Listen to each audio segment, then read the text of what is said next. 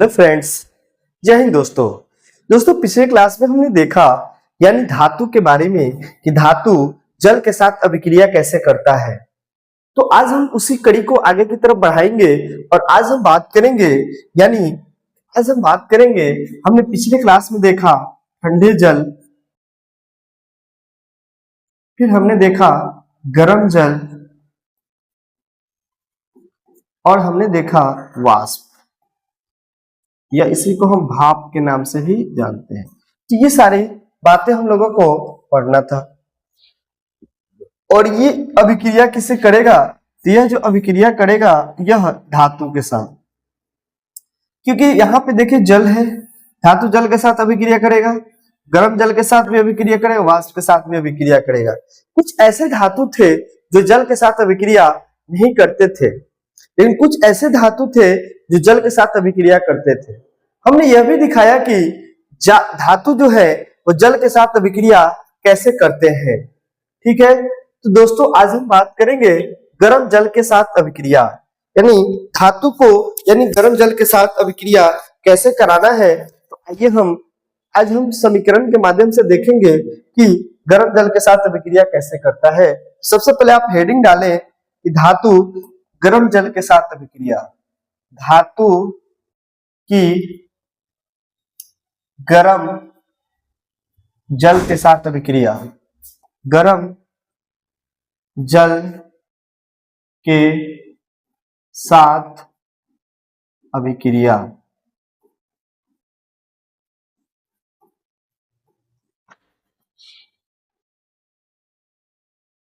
यानी धातु को गर्म जल के साथ अभिक्रिया कराएंगे तो क्या बनेगा। ठीक है जी, जब हम किसी धातु को लेते हैं तो आप ऐसे लिखेंगे, ठीक है, आप ऐसे लिख सकते हैं कि अगर हम धातु को ले लिए, मैग्नीशियम धातु है कि नहीं, यस है, और ये जल ले लिए और यह जल कैसा है, तो आप यहाँ पे लिख सकते हैं गर्म जल है। कैसा है? गर्म जल। जब इसको अभिक्रिया कराएंगे तो ये क्या बनाएगा? मैग्नीशियम हाइड्रोक्साइड का निर्माण करेगा, मैग्नीशियम हाइड्रो ऑक्साइड का निर्माण करेगा प्लस H2 गैस का निर्माण। ठीक है, मैग्नीशियम हाइड्रोक्साइड, मैग्नीशियम को जब हम H2O के साथ, और यह H2O कैसा है तो बोलेंगे कि सर ये H2O जो है ये ठंडा जल नहीं है, ये तो गर्म जल है। तो जब हम मैग्नीशियम को H2O यानी जल के साथ अभिक्रिया कराएं, जल कैसा है तो बोलेंगे कि सर ये जो जल है ये गर्म जल है। जब हम गर्म जल के साथ मैग्नीशियम को अभिक्रिया कराएंगे तो ये बना दिया मैग्नीशियम हाइड्रोक्साइड का निर्माण किया। क्या किया? मैग्नीशियम हाइड्रोक्साइड का निर्माण किया। ठीक है, यानी मैग्नीशियम हाइड्रोक्साइड का निर्माण किया। ठीक है दोस्तों, तो जब हम धातु को गर्म जल के साथ अभिक्रिया कराए तो यह क्या बना दिया? मैग्नीशियम हाइड्रोक्साइड बना दिया। क्या बनाया? मैग्नीशियम हाइड्रोक्साइड का निर्माण किया। ठीक है, तो यहाँ पे आप थोड़ी सी ध्यान देंगे कि आखिर इक्वेशन को आप संतुलित कैसे करेंगे। तो आप इक्वेशन को संतुलित कर सकते हैं यहाँ पे, अब फिर पीछे नहीं जाएंगे ना। मैग्नीशियम है, यहाँ पे हाइड्रोजन है, मैग्नीशियम हाइड्रोक्साइड है। ये लेसन 1 देख ले आप कैसे किए हैं इक्वेशन को संतुलित। जबकि हम अगर बात करें इस इक्वेशन को अगर हमें संतुलित करना है तो बस यहाँ पे अगर हम 2 लगा देंगे इक्वेशन हमारा क्या हो जाएगा? संतुलित। यहाँ पे अगर हम 2 लगा दिए, क्या लगा दिए, अपना देख लेंगे अपना कि इक्वेशन को कैसे संतुलित। जैसे देखो मैग्नीशियम 1, मैग्नीशियम 1, हाइड्रोजन 4, हाइड्रोजन 2 और 2 4, ऑक्सीजन 2, ऑक्सीजन 2, तो क्या इक्वेशन हमारा संतुलित। लेकिन अब यहाँ पे आप थोड़ी सी ध्यान दें, ये जो मैग्नीशियम हाइड्रोक्साइड जो है ना, इसको ना हम मिल्क ऑफ मैग्नीशिया के नाम से जानते हैं। किस नाम से जानते हैं? मिल्क ऑफ मैग्नीशिया के नाम से जानते हैं। ठीक है मेरे दोस्त, मिल्क ऑफ मैग्नीशिया के नाम से जानते हैं। ठीक है, मिल्क ऑफ मैग्नीशिया लिख ले, मिल्क ऑफ मैग्नीशिया।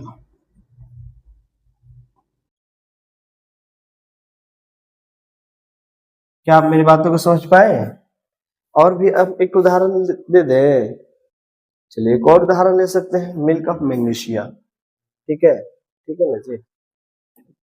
अगला, अगर हम बात करें तो अगर हम बात करें, क्या हो गया यार, अगर हम कैल्शियम को जल के साथ अभिक्रिया कराएंगे, अगर हम कैल्शियम ले लें और जल के साथ अभिक्रिया कराएंगे और ये जल कैसा होगा, तो यह भी जल गर्म, इसलिए लिख रहे हैं क्योंकि हमें दिखाना पड़ेगा। क्या करना होगा, दिखाना होगा कि ठंडा है कि गर्म।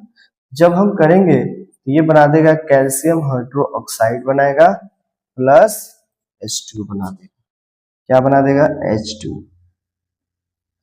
ठीक है, इस इक्वेशन को संतुलित करने के लिए हम क्या करेंगे, यहाँ पे 2 लगा देंगे, इक्वेशन हमारा संतुलित हो जाए। क्या आप मेरी बातों को समझ पाए? ये कैसा पानी है, यह पानी है, यह क्या है, गर्म पानी। देखिए ना, यहाँ पे कैल्शियम धातु है, क्या जल के साथ अभिक्रिया कर रहा है कि नहीं? लेकिन यहाँ पे हम बात करेंगे ये जल है, गर्म है या ठंडा है, बोलेंगे सर ये जल गर्म है। और जब हम गर्म जल के साथ कैल्शियम को अभिक्रिया कराते हैं, यह बनाएगा कैल्शियम हाइड्रो ऑक्साइड। क्या आप मेरी बातों को समझ पाए? Calcium hydro oxide plus H2 gas का निर्माण करेगा ही करेगा। अगले टॉपिक की तरफ अगर हम बढ़े, धातु की भाप के साथ अभिक्रिया। अगला टॉपिक में देखेंगे धातु की भाप के साथ अभिक्रिया। ठीक है, तो यहाँ पे हेडिंग डालेंगे धातु के भाप के साथ अभिक्रिया। धातु की वाष्प या भाप के साथ क्या लिखेंगे, देख रहे हैं ना इक्वेशन कैसे बन रहा है। धातु के अगर वाष्प के साथ अभिक्रिया कराएंगे, सबसे पहले हम लिखेंगे Fe। जब हम Fe को, जब हम आयरन को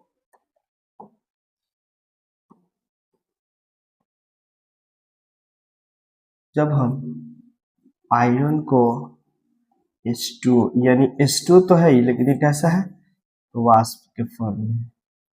जब हम अभिक्रिया कराएंगे तो फेरिक ऑक्साइड का निर्माण करेगा, Fe3O4। क्या बना देगा, Fe3O4 का निर्माण प्लस H2। ठीक है, कोई दिक्कत, Fe3 प्लस H2, Fe3O4। क्या आप मेरी बातों को समझ पाए? क्या आप मेरी बातों को समझ पाए?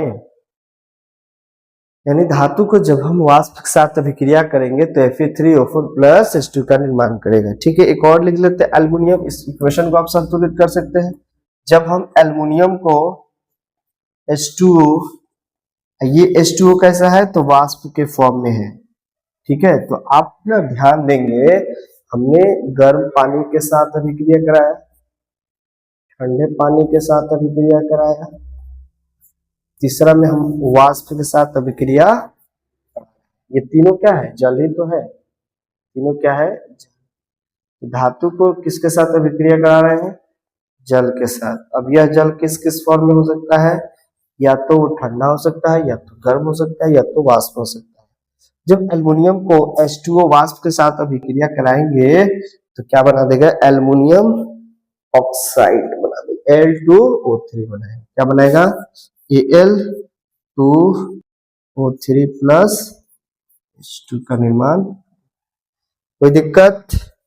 अगर कोई दिक्कत है तो हमें बताएं, अगर हमें कोई दिक्कत है तो बनाएं। ठीक है, इक्वेशन को संतुलित करें, 2 मिनट का समय देते हैं। क्या आप अपनी बातों को समझ पाए? ठीक है, अगर इक्वेशन को संतुलित करना है तो आप ऐसे कर ले, यहां पे लिख ले 3, ठीक है, 3 हाइड्रोजन 2, यहाँ पे लिख ले 3, ठीक है जी, 3, यहाँ लिख ले 4, यहाँ पे 4 लिख ले, 4 दूना 8, 4 दूना 8, एल्युमिनियम में क्या करेंगे, यहाँ पे आप क्या करें, तो यहाँ पे आप ऐसा करें, एल्युमिनियम है ना, तो एल्युमिनियम को आप टू, यहाँ पे कर दे टू, यहाँ पे कर दे थ्री, और फिर वहां पे कर दे थ्री, क्या करेंगे थ्री, इक्वेशन संतुलित हुआ। अब आप कहेंगे कि सर ये कहाँ से आया, तो थोड़ा सा इसमें मेहनत करना होगा। हम इसको ए मानेंगे, इसको बी मानेंगे, इसको सी मानेंगे, समझाना पड़ेगा, समझा दे, ठीक है, ठीक है समझा देते हैं Fe1। चलिए, अगर हम बोले Fe को जब हम जल के साथ अभिक्रिया कराएंगे, देखिए ये लास्ट है, समझा देते हैं फिर अगला टॉपिक। Fe को जब हम जल के साथ अभिक्रिया कराएंगे तो Fe2O3 प्लस H2 का निर्माण करेगा ना। तो अब हम देखिए क्या कोफिशिएंट मेथड से हम लोग सीखे थे, क्या यही सीखे थे ना यार, कि अगर हम इसको ए मान लें, अगर इसको बी मान लें, अगर हम इसको सी मान लें, और हम इसको डी मान लें, कोई दिक्कत है क्या? अगर ए बी सी डी का अगर हम वैल्यू निकाल दें तो इक्वेशन हमारा संतुलित होगा ना, इक्वेशन हमारा क्या होगा, संतुलित होगा, ठीक है। तो हम क्या करते हैं, Fe3O4 Fe3O4 है ना,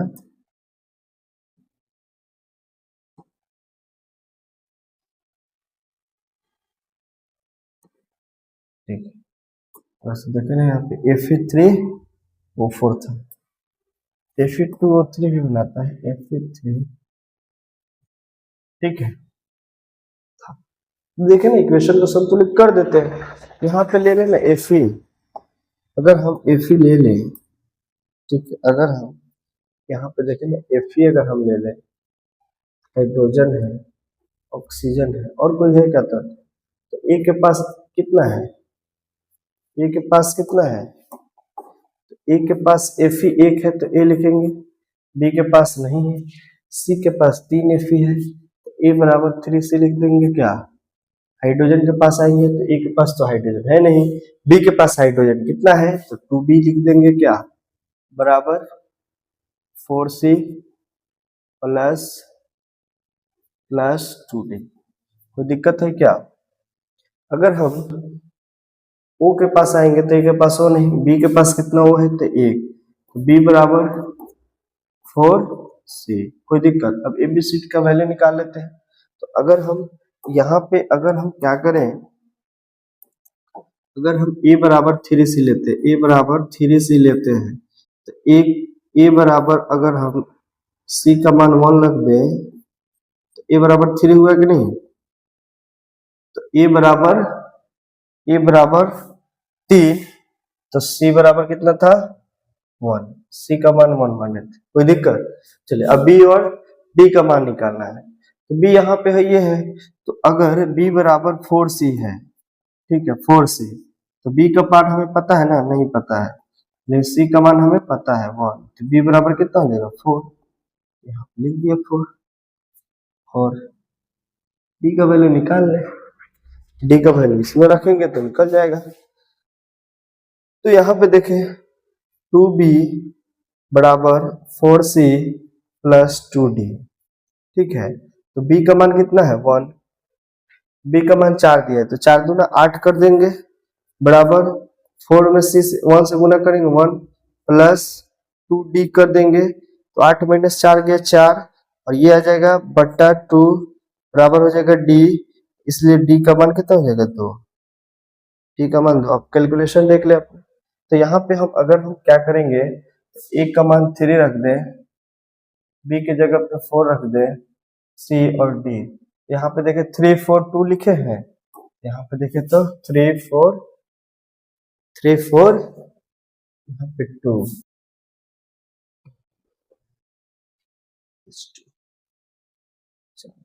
4 होगा ना, यहाँ पे थोड़ा सा देख लेते हैं, 8 में से 4 गए 4, और यहाँ पे होगा 4, कैलकुलेशन यहाँ पे देखे तो थोड़ा सा इसको काटते हैं, वहां पे 4 आएगा, ठीक है।